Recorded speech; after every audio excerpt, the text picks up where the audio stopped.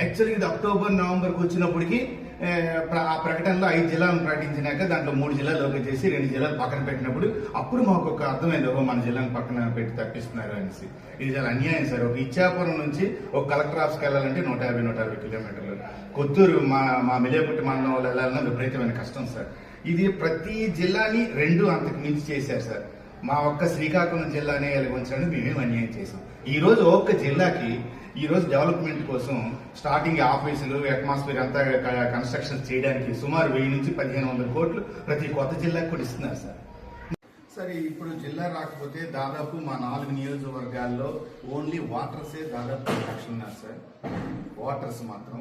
ఇకపోతే ప్రజలు నాకు తెలిసి ఒక 17-18 లక్షల మంది ఈ 4 నియోజకవర్గాల్లో ఉంటారు సార్. ఖచ్చితంగా జిల్లాను సాధించుకోవాలి సార్.